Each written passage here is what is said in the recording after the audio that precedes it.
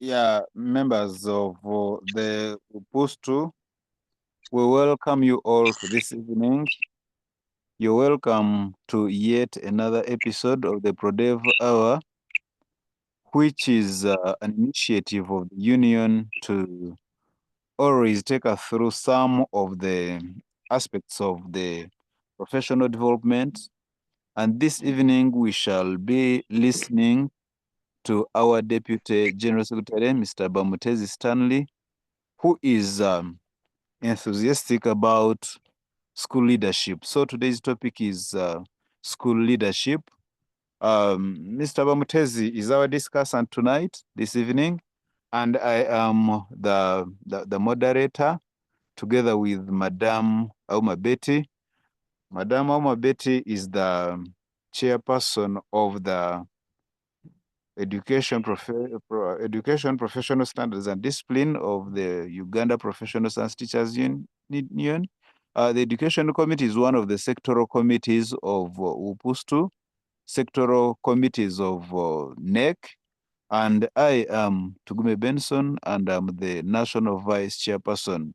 Mr. Bamuteze, are you right on the line so that you can take through the people who are already waiting for you? And maybe before you come in, I can see we have some district coordinators. Yes, Mr. Ben, as if your network isn't okay.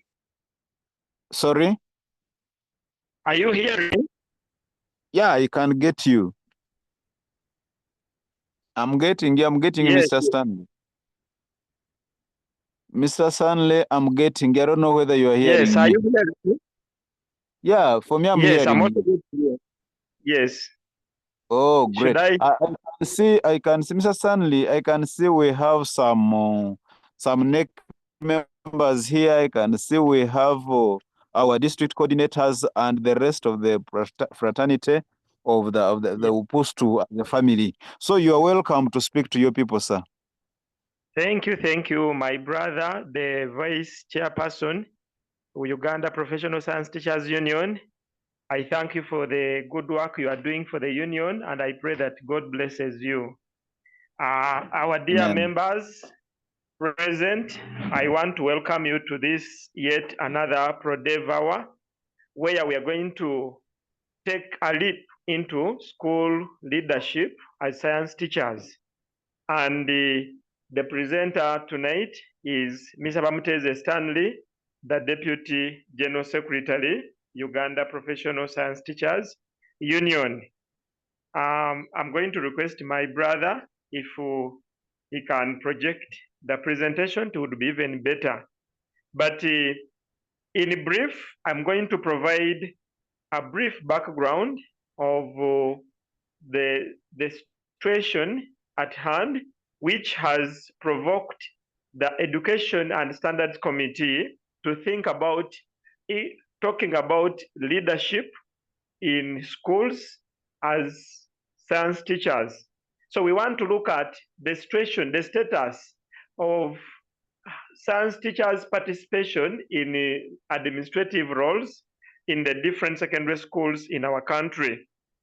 And I want to say, in Uganda today, in Uganda government schools, we have only 519 science head teachers and deputies combined. And of this, it is 212 head teachers, the rest are deputies across the entire country, Uganda. Those are the only ones that are science teachers. And when you look at this, you realize that the figures communicate a lot. If we have over 3,000 schools in the country, and of the 3,000 schools, we would expect around 6,000 administrators, that is the head teacher and the deputies. But out of around expected 6,000, we have only 519. What does this communicate? It communicates that the numbers of science teachers taking up administrative roles is really very low. And it is also communicating that there could be some factors that could be affecting the situation. And When you look at this, I want to first of all begin by going through the definition of administration, the definition of management, the definition of governance, such that we understand the topic. I've only showed you the situation that the numbers of science teachers that are participating in school administration is really alarming. And because the numbers are alarming, we've felt it important to actually discuss leadership, to discuss administration in regard to the science teachers. And before I continue, allow me take you through the definition. I have 4 words here which are interrelated. One of them is governance. And what is governance? Governance is concerned with the creation of laws, policies that shape a nation or a sector. And in this case, the creation of laws and policies that shape the direction of schools in the country. Actually, the governance policies and the laws represent the owners or the interests of the country or the beneficiaries of the education system. And so it is very important to understand this. Also, when we talk about leadership, leadership involves guiding the direction of a company or a school with a clear vision. It is all about planning and vision to guide the institution into the appropriate desired direction. Then when we talk about administration, this is where I'm going to do a little more. By administration, we are talking about the process of integrating the appropriate resources.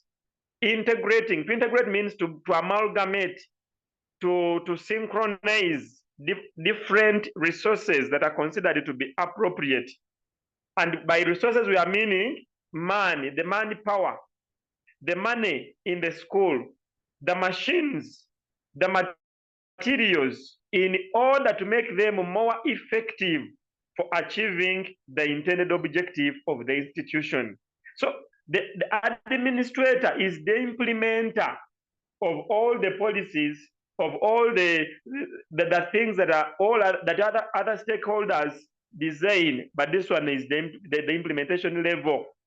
So the integration of appropriate resources such as money, manpower, machines, materials, to make them more effective in achieving the intended objectives of the school is what we call administration.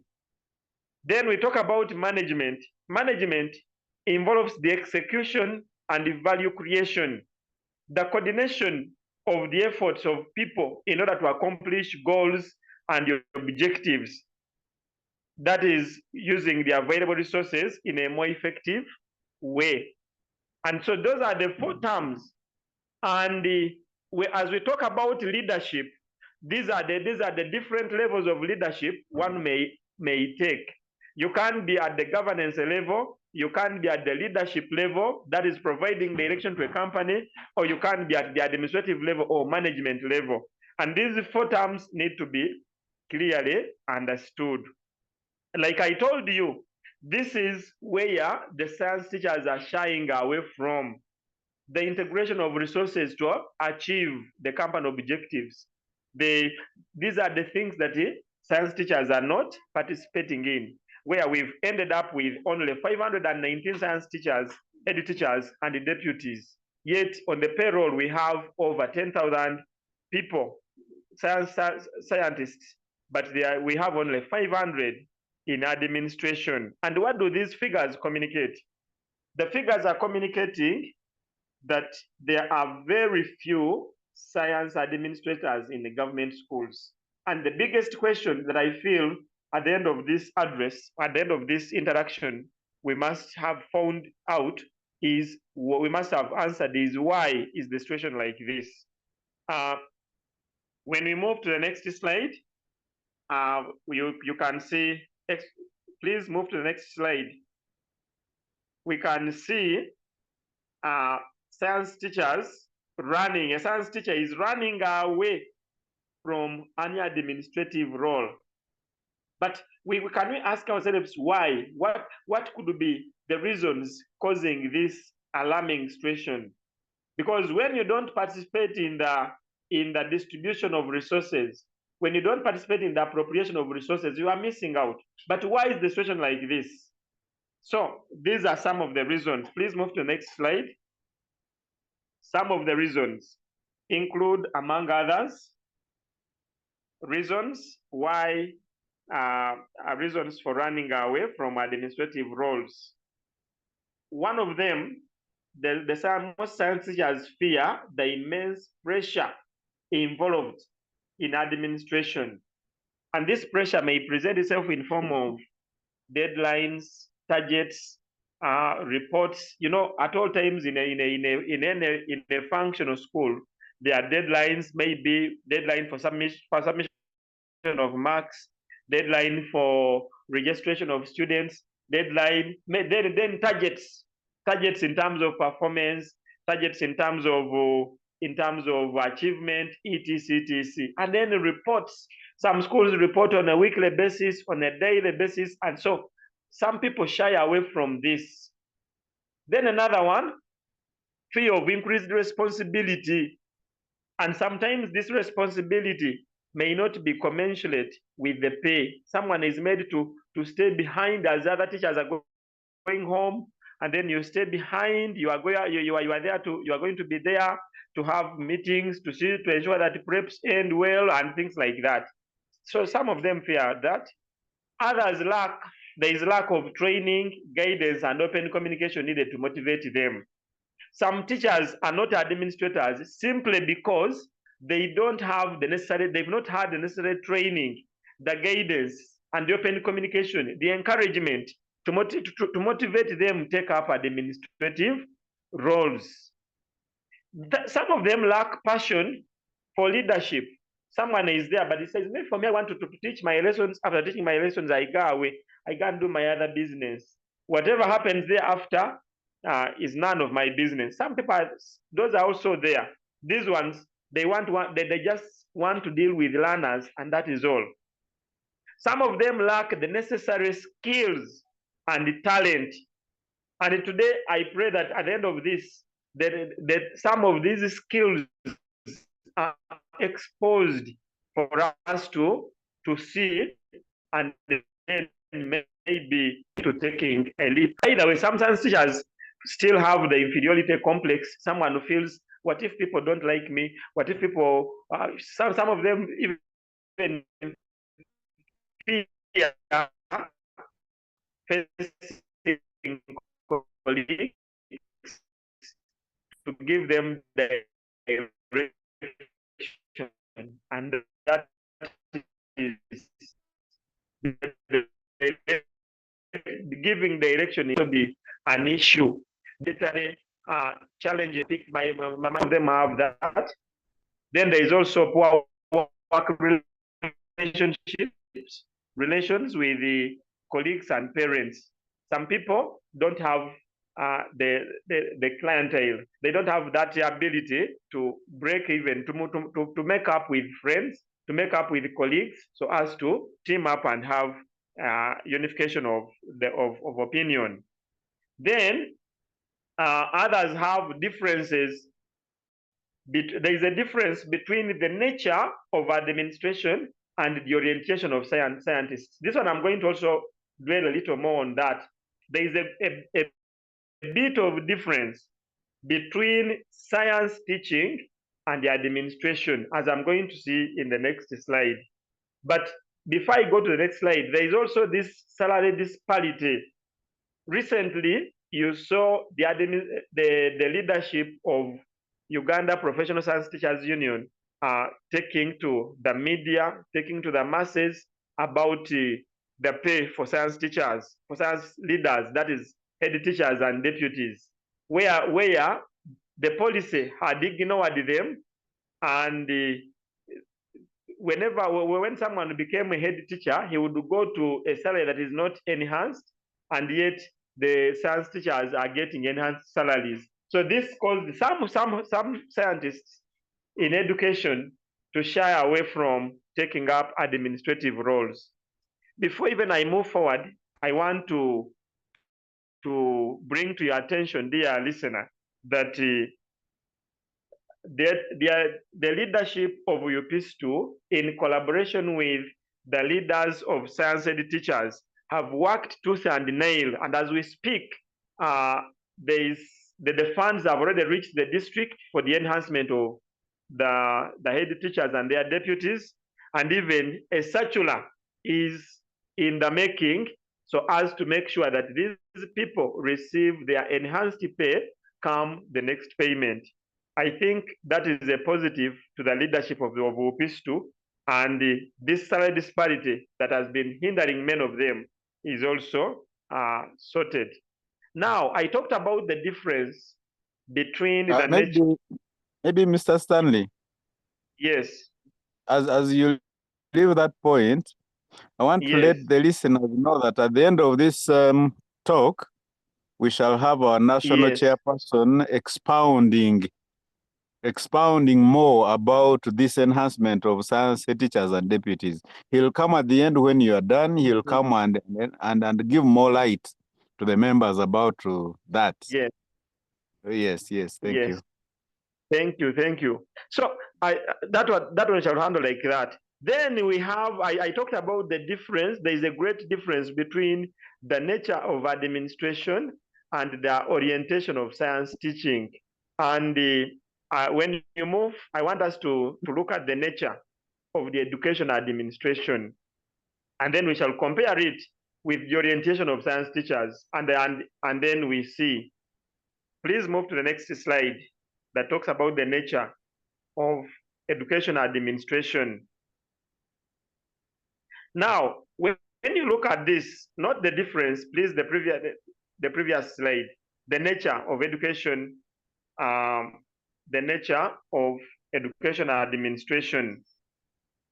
When you look at the nature of education administration, it is a non-profit making venture. This one does not target making money, does not target anything. It is going to target improving human resource, improving performance, and things like that. Now, when you look at the nature of science education, we are not teaching as volunteers. We are teaching to earn a living. We are teaching to make ends meet. So someone sometimes may say, but I'm going to enter into something that I will do for not making ends meet. So they are not matching in a way. Then another one, the primary objective of the primary nature of education administration is social. It is a social enterprise, improving people, improving personalities for better performance. Yet, in a science education, it does not necessarily improve the person, but improves his capability to use equipment to produce products that make life better. Then when you look at number 3, education administration is concerned with human resources rather than with the material resources. For them, they are dealing with improving the teacher, improving the student, improving the worker, and things like that. But when you go to science teaching, it is concerned with use of materials, use of machines, use of chemicals to come up with products that improve life. So as the other one is dealing with people, this one is dealing with machines, with chemicals, with the plants, etc. So this have caused some people to say, why should I go into something that is not my orientation? Then also, when you look at the first 4 points, when you talk about something being social primarily, something targeting human resource rather than material resources, something being non-profit making, then that tells us that education administration is more of an art than a science, because the human relations cannot be measured or maintained using a formula. There is no particular formula that we are going to use in administration that when you say x squared plus y squared is equal to z squared. No, there is no particular formula. Yet science is governed by proven formulae, proven evidenced formula. And that's why there is a big contrast between the two. Please, let's move to the next slide. Now, when you look at this, when you look at after having given you the background there, you're going to realize that for one to become a leader, you must be a holistic individual. There is a fallacy. A fallacy is a theory, is a belief that it cannot be proven. There is a fallacy that administration is for only art people, are not science oriented. But I want to make this clear, because administration does not have a formulae. It means anybody, for as long as he has the talent, for as long as he has the skill, become an administrator. And since anybody can become an administrator, I want us to look at now the competences, because some people fear administration, thinking that me, I'm a scientist, and administration is not for scientists. I want to demystify this, that friends, anybody can become an administrator, because it is clear administration has no formula. Administration is dependent upon the competences that a person has, the leadership competences and skills that a person adopts are the ones that make him become an administrator. And therefore, what are these competences? One of the competences is emotional intelligence. Emotional intelligence involves ability to understand, ability to use, ability to monitor your emotions and control them. And when you monitor, use, understand, and follow your emotions and bring them to a control, it means you can easily use your controlled emotions to influence the emotions of others. And when you use your controlled emotions to influence the emotions of others, it means you're a leader. Now, this does not belong to any discipline, maybe arts or science, anybody. For as long as you have the mastery of your emotions, then we can say you can make a good leader. What emotions? We have two sets of emotions. They are positive emotions, and then they are negative emotions. Let me give you like three on each side. When you look at the negative emotions, we include things like anger. Someone is annoyed. Are you this kind of person who is going to get annoyed and then remove your shirt, punch students, punch colleagues, and things like that? That is a negative emotion. Then let me give you one positive emotion, which I feel we should also be cautious about. One of the positive emotions is love. Imagine if you are this kind of person who is falling in love with every X and Y. Then if you cannot control such emotions, you cannot be a leader. The moment the leader, let's take an example, the head teacher falls in love with his secretary. Just in a short while, things are going to change, and then the secretary becomes the head teacher, and the teacher becomes the secretary, because the secretary will be taking decisions on behalf of the head teacher, and then the head teacher will be compromised because of the emotion of love. So the ability to master one's emotion, controlling them, and using them to have an influence, to have a positive influence on others, is leadership. And this is possessed by arts and science-oriented teachers. Then another competence is conflict resolution. When you talk about conflict resolution, ability to resolve differences when people have issues, can you really sit and listen? After listening, can you guide them on the way to go? Can you bring harmony? Can you cause two people to, and who does this better? I have a feeling the science teachers would be the best at doing this, because we can use numerical methods, we can use different methods to really have harmony among people at conflict. Then 3, communication, effective communication. All leaders, this competence of effective communication is very, very important.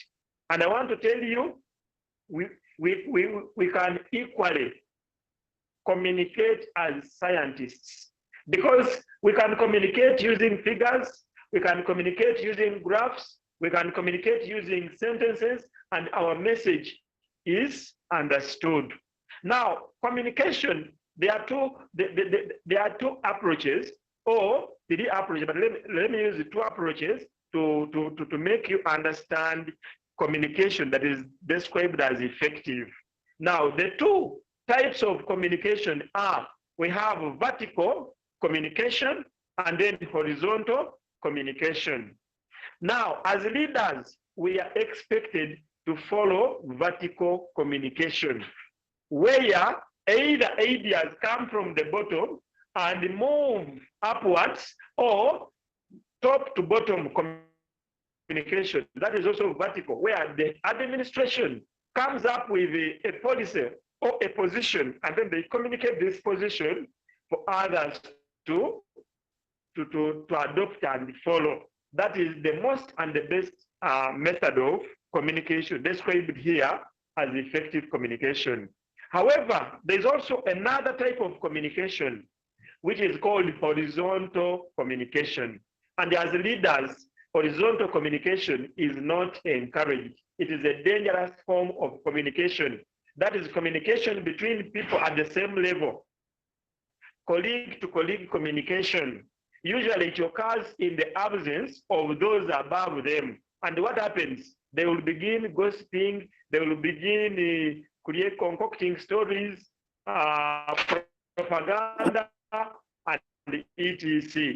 When they are talking, actually the communication is always going to be dangerous to the institution. And the ability of a leader to ensure that in the institution where you are leading, there is vertical communication is very, very important. Why? Because failure to communicate is the source of jeopardy in most of the institutions. Even when things are bad, even when there is no money, maybe people have gone for months without money, without salary, without allowances, come and communicate and tell them, you people, we didn't get this grant, this capitation didn't come, or if it came, but our account has been blocked for such a reason, let us wait. And I want to tell you that is going to be very effective. But when you get a challenge and you keep quiet, you are creating a gap, you are creating room for horizontal communication. So as leaders, you must learn how to communicate effectively.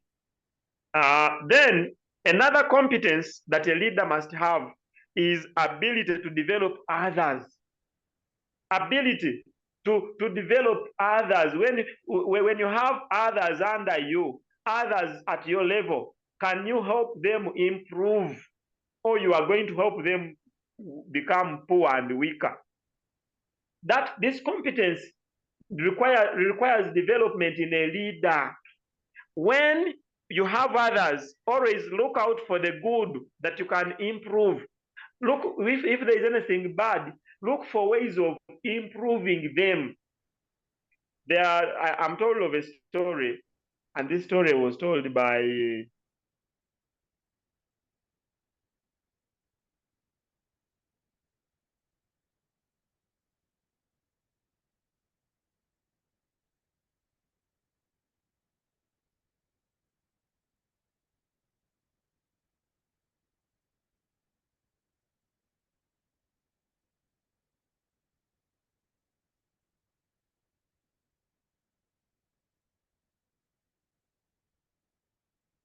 Yeah, Mr. Bamuteze, you have disappeared. We can't hear you. I don't know what has happened. Mr. Rogers. Mr. Rogers. I think we are now back, eh? Yeah, you are back now. Mr. Tugume, do you hear me? I can hear you now. I think there was a hiccup Okay. in that, but we are sorry for that. Relax. I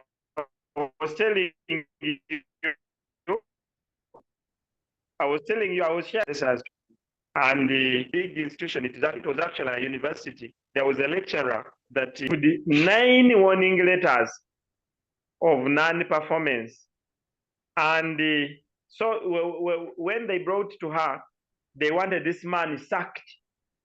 And the author of the letters, when this one came as a new administrator, she presented all these letters and was asking this person to only take action. So this one said, now, how can you give someone 9 warning letters?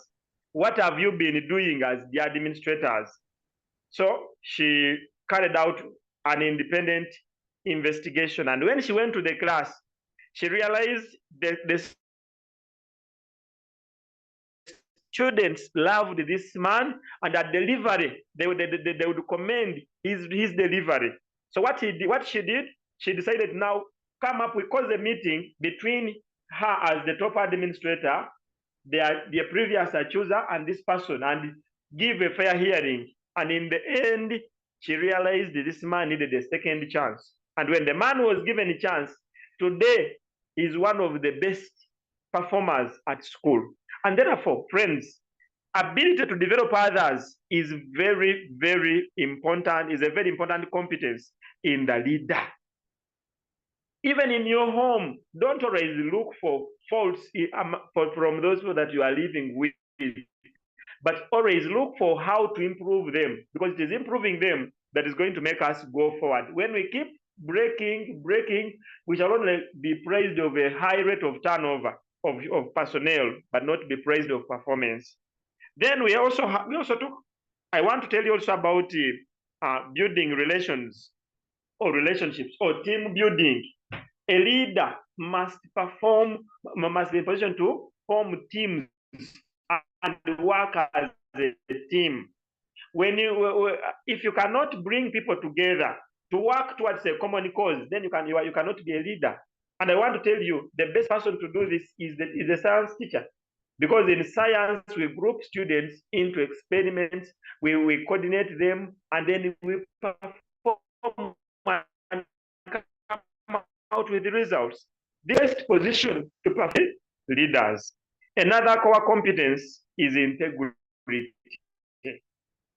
Friends, integrity moves with honesty. But this is one of the hands. You're a leader without integrity. I want to tell you very soon, you lost.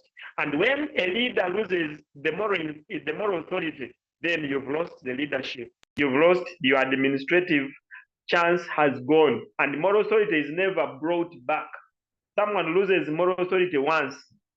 Like, for example, if you're the kind of teacher that is sending students for girls to sweet talk them for you in order to fall in love with them, and then you are in the same school, it means you lack the moral authority to talk about love affairs in that school. And the moment you lack moral authority, then you've lost it as a leader.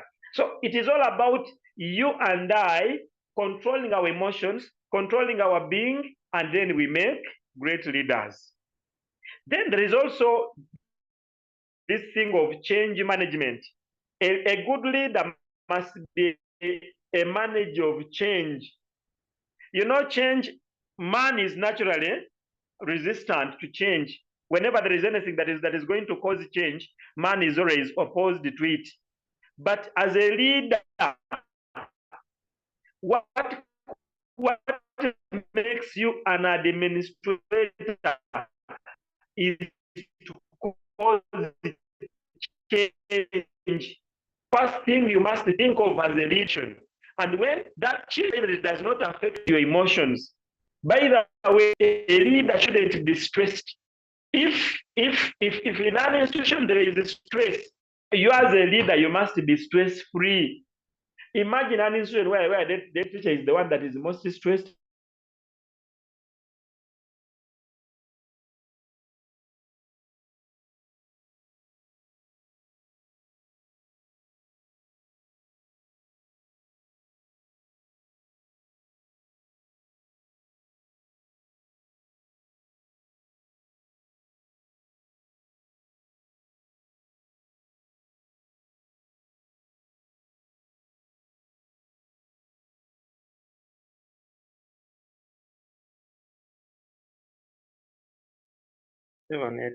As a leader, I'm sorry, we are sorry for that, but I think we are back online. And I was telling you that as a leader, let change that is caused by you or that is not caused by you not move you to a level that even your subordinates are going to see and say, oh, our man is fearing, our man is soaked into stress and things like that. You must be stress-free and you must venture into those leadership practices that do not bring stress to you. Then decision making is another core competence of a leader. A leader who doesn't make leader. In fact, Napoleon said, one bad leader is better than two good ones. And when he said that, it was later explained that the one bad leader who makes a decision, whether right or wrong, is better than two good leaders making two contrasting good decisions. Because the two decisions are going to be confusing. But one decision, whether right or wrong, define direction. And the leader's role is to define direction that is to be taken by the subordinates. Now, a good leader must take decisions. Dear friends, as science teachers, we are leaders. And as leaders, we have to take decisions, good or bad. A bad decision is best, and let's always try to fight and define destiny. Then we talk about interpersonal. Some of us have issues because we are used to the lab, we're used to life in the laboratory, working with the chemicals, working with equipment, working with the plants, insects, rats, and the like.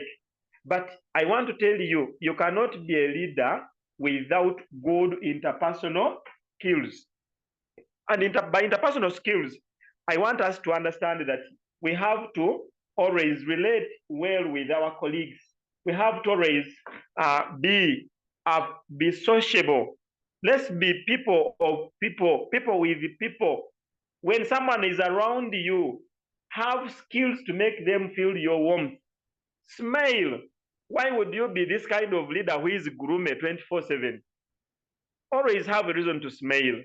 Always laugh when something is laughable. Don't be this person who wants to be so serious, thinking that when you laugh, your principles are going to be compromised. No, laughing is not a compromise. It does not compromise your position or your principle nature. So you'll be a sociable person. When there is an issue, maybe a colleague is wedding, participate actively. This will not cause the biology in your head to evaporate. Instead, it's going to bring you closer to the colleagues and improve you. As you move closer to them, maybe if you were shy, the shy nature goes away. If you had some inferiority complex, then that is going to be forked out. So friends, let's have interpersonal skills. Communicate well, relate well, have fun with people well, open up to people. And this is going to make you a better leader. Next slide. We want to talk about the role. Next slide, please. The role of education administrators. Now, the role, what is expected of educational administrators? As an administrator, these are the roles that are expected of you or from you. One, you need to help the actors to understand the role they play. It is you to define what each actor in the school where you are administering, to understand the role that actor has to play. Let me give you an example.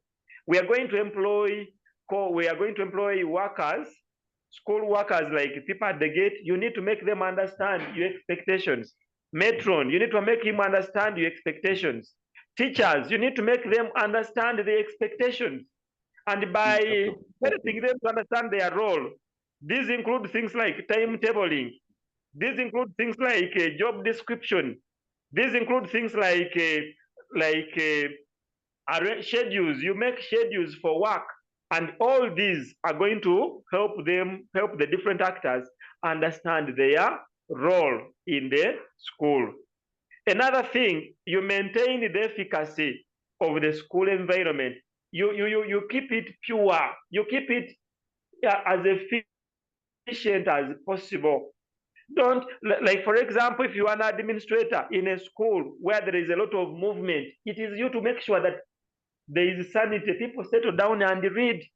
Where there is a lot of noise making, it is you to make sure that this is going to be addressed.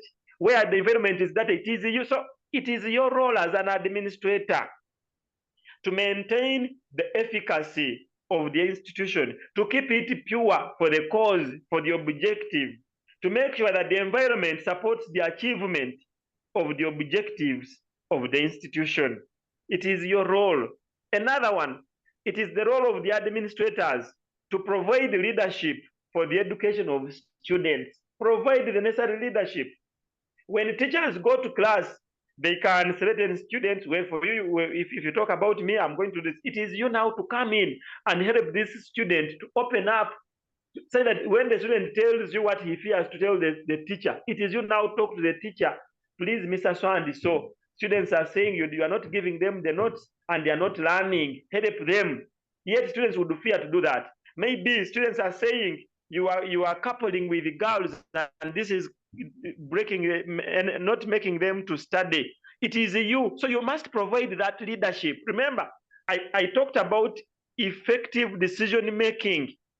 You should be this kind of leader that is going to provide a leadership that doesn't fear to take a decision or doesn't fear to communicate what is right, because it is this direction to the institution. Another thing that is our role, or your role as an administrator, is to manage processes within a school system.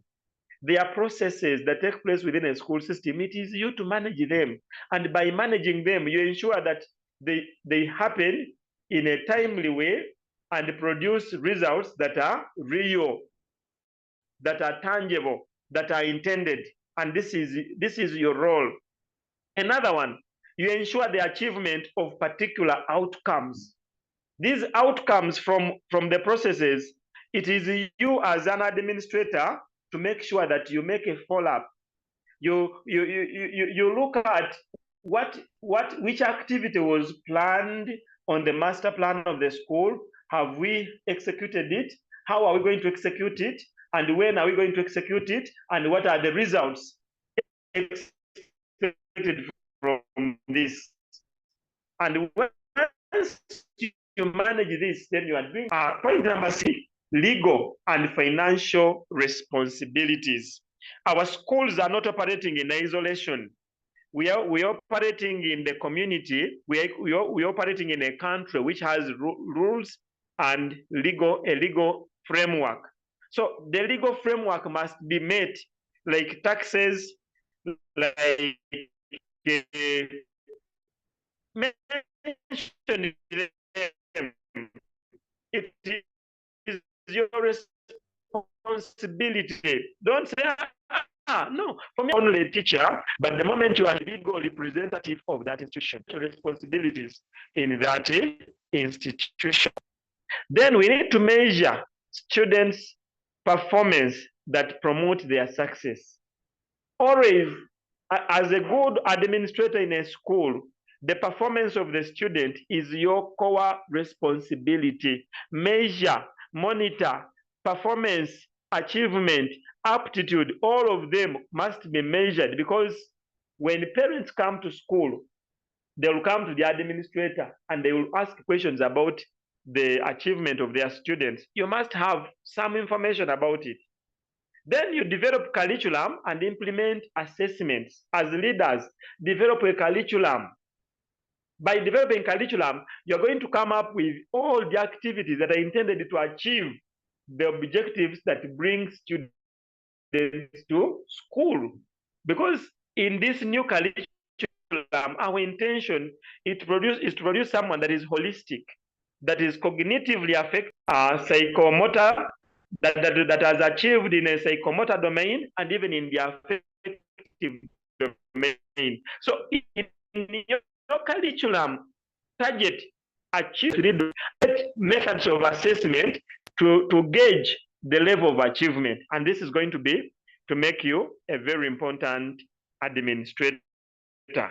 Then when we talk about point number 9, you should manage all the resources in order to achieve specific goals. Don't be this kind of administrator who picks interest in only feeding your staff very well, and at the end of the term, there is no money to buy stationery for exams. There are no allowances for teachers and etc. No, manage resources, appropriation, budgeting, planning in order to achieve the set goals, the specific objectives of the institution. Then another role is to provide students with an opportunity to learn. Never ever deny this opportunity. As an administrator, your role is to ensure that learning takes place in a more effective way. So provide this opportunity. And once you provide the opportunity, I want to tell you that is going to be effective administration. Now, members, in the next slide, please, I want to ask ourselves a question. Why education administration is vital today? Why the committee felt it important to talk about administration? Friends, the current modes of education administration only are based on control and compliance. Mr. Stanley. Yes. I'm here with you. Yes. I would love to know how many slides are you left with? I'm left with 4 slides only. Oh, try to manage time.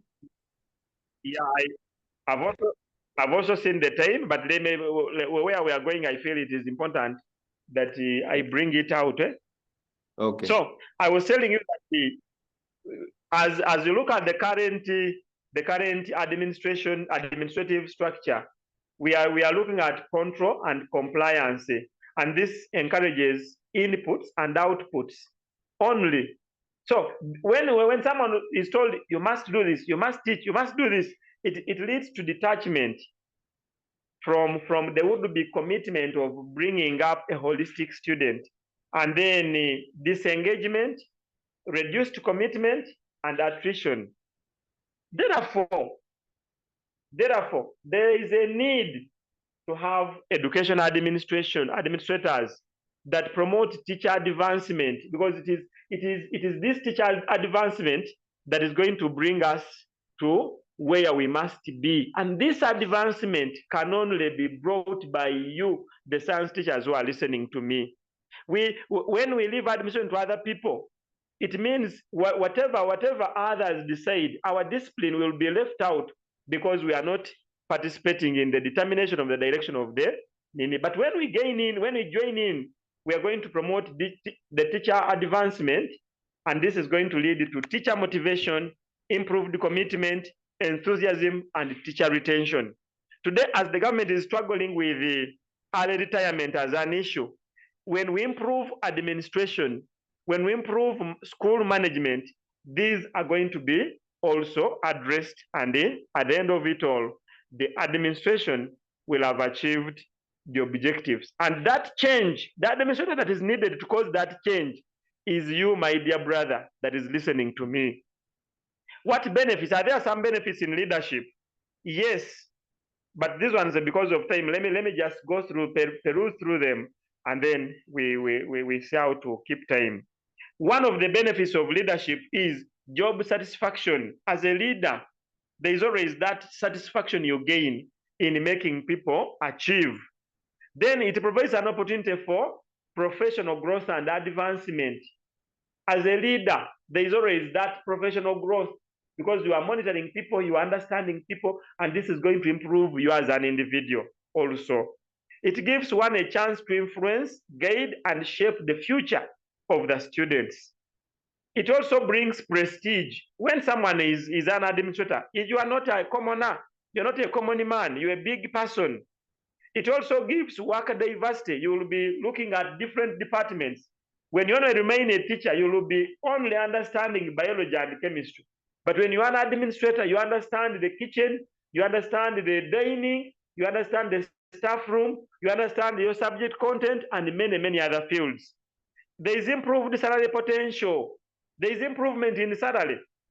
There is improvement in performance efficacy and the opportunity to exercise the work-life balance, which is today a big issue. So administration gives you an opportunity to experience a work-life balance, and that is going to enable you be a complete man with a strong attachment to your family and your life. So what do I need to do? Maybe let me end with this.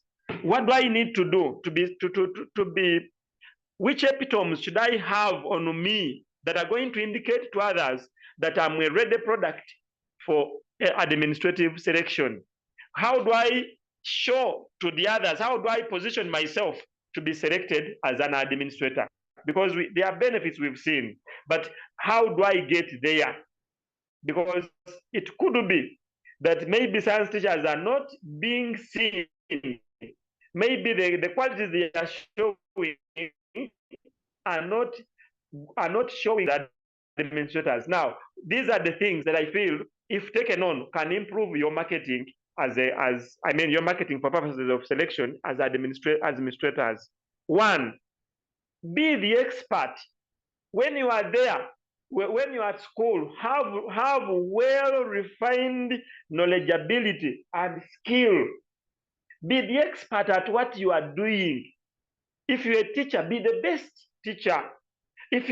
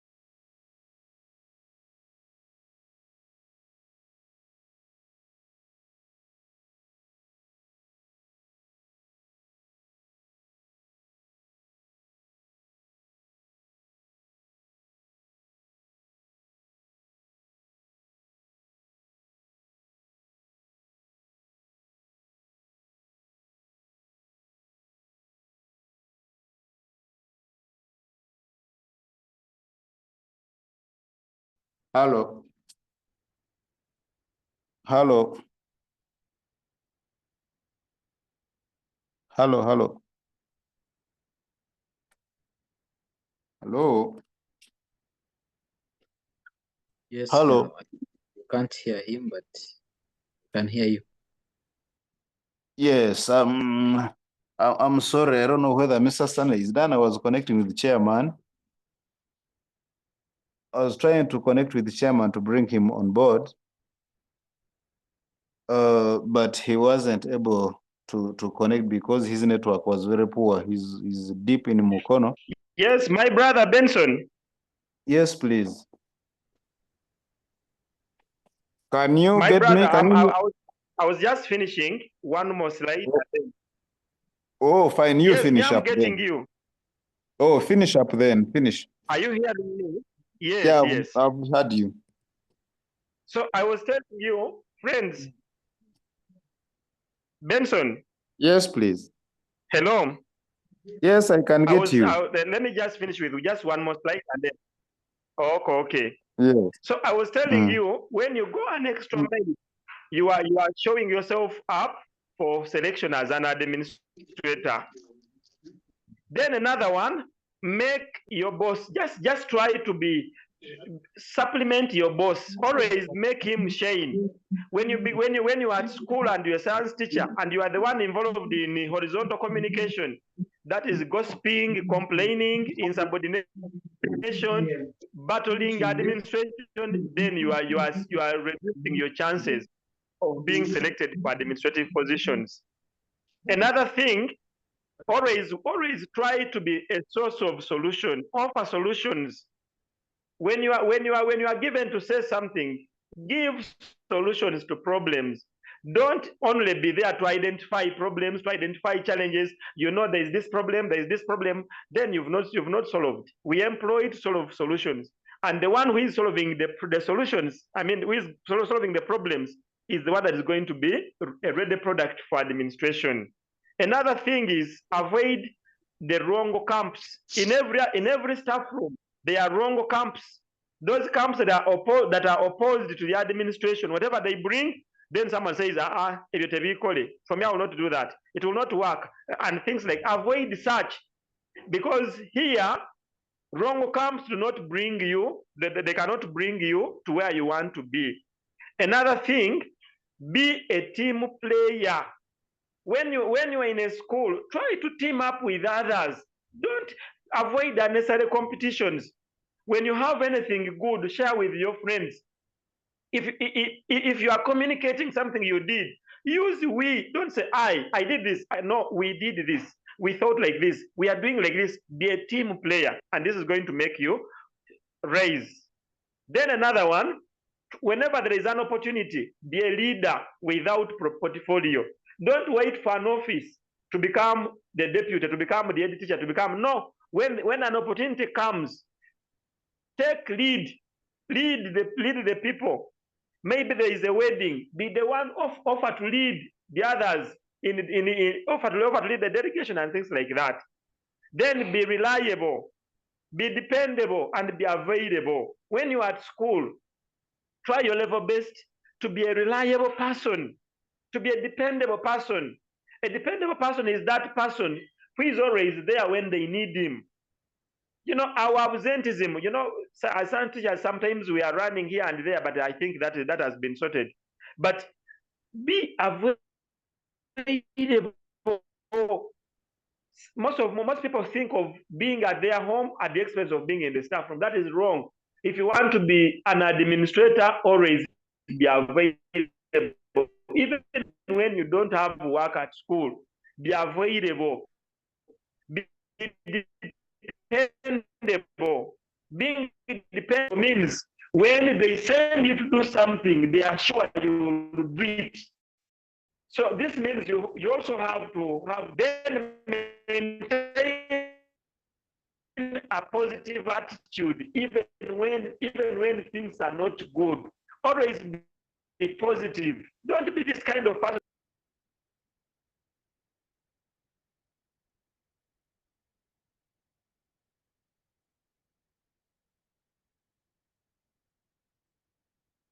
Yeah, sorry, Mr. Bamuteze, they have lost some network, but I think he will shortly come back.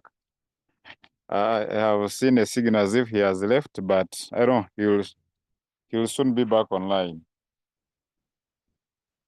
Mr. My Rogers. Brother, I've just come to tell you, once we have this.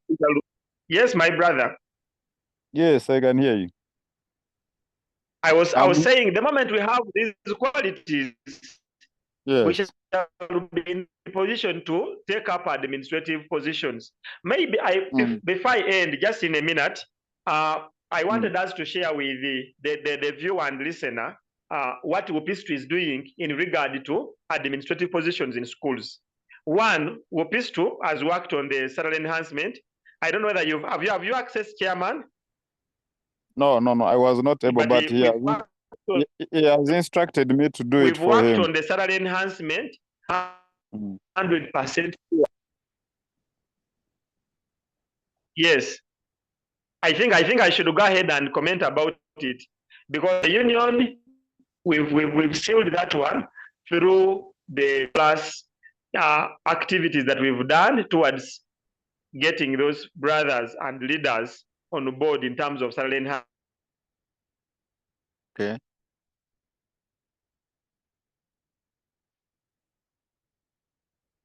Yeah, we are engaging legislation and numbers in the administrative positions.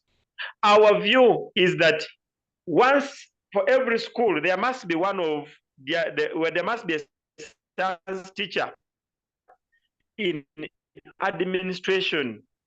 Our ideal situation would be that if the head teacher is in arts, the teacher, where shall we get them?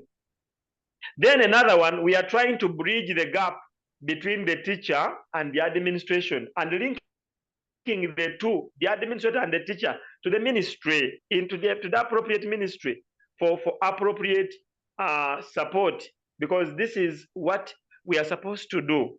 And I want to tell you, as a union, we are not seated about the welfare of the members. We are not seated about what concerns the teacher. That's what I want you to know.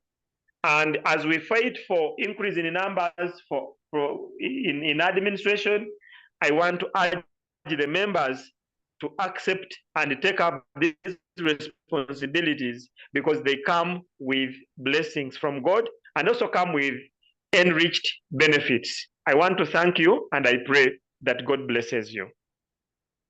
Thank you. Oh, thank you. Thank you, our Deputy General Secretary.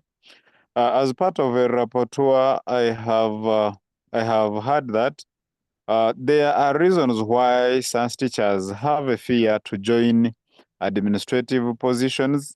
Then too, we have heard that there are attributes that are required for someone to be a good administrator. Then three, we have also heard that everyone is a candidate of becoming an administrator, as long as you have interest, as long as you have self-esteem, as long as you are able to learn. Then another one, we have seen that if you have to be a good leader you have to be a good teacher at school, always be cooperative with your supervisors, always be cooperative.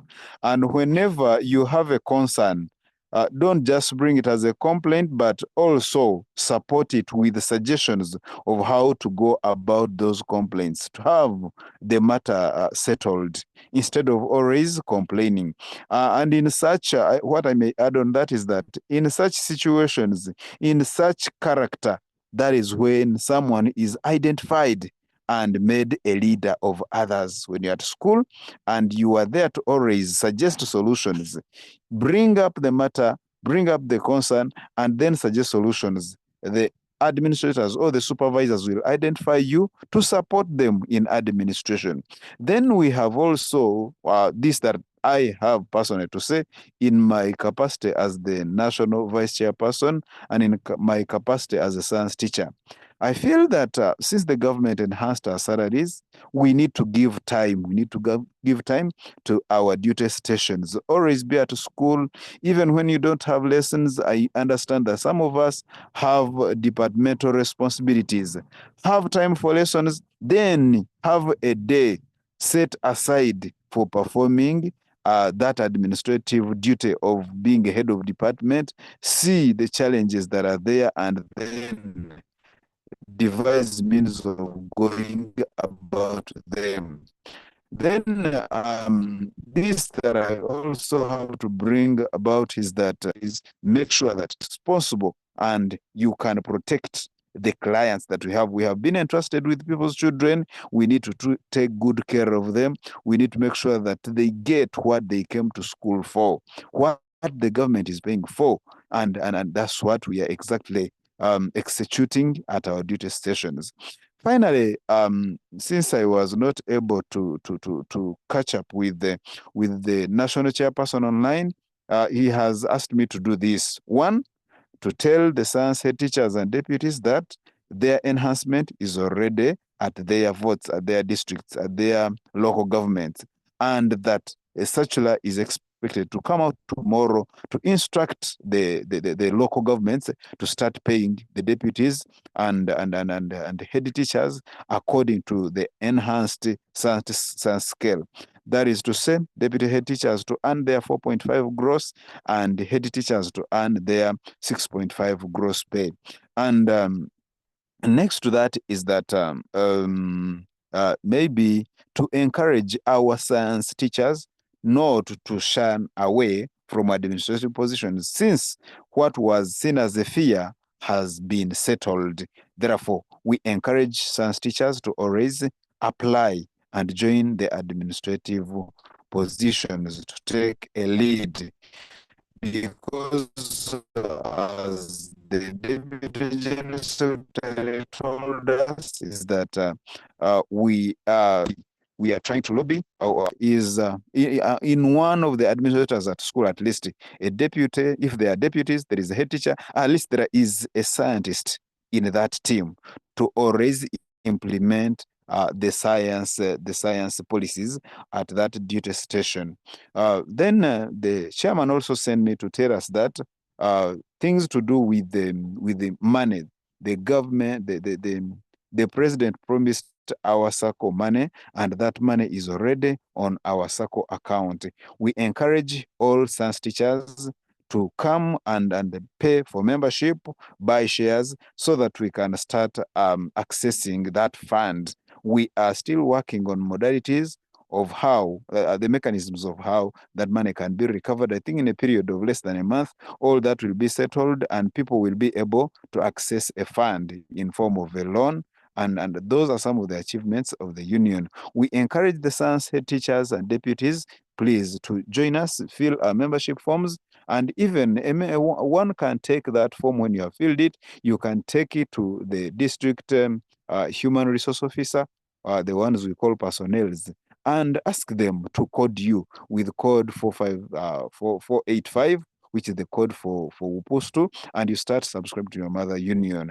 As a team, we shall achieve more, because as we have seen that many has been done as a union, and many of us individually tried to fight for these achievements, but we couldn't make it. As an individual, there is nothing much we can do. And this is a call on all of us to always, one, make sure that we belong to a team which is objective.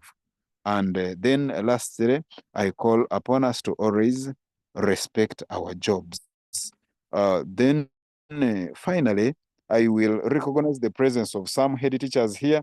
Especially, I have seen my brother, Mr. Alex Mawindi, who is a head teacher of a school here in Rubirizi district, and actually is my neighbor. I'm now moderating from Bushenyi here, Bushenyi town.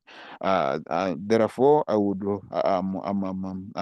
I'm recognizing the head teachers who are online now, and even all other science teachers that are online, those that have attended fully.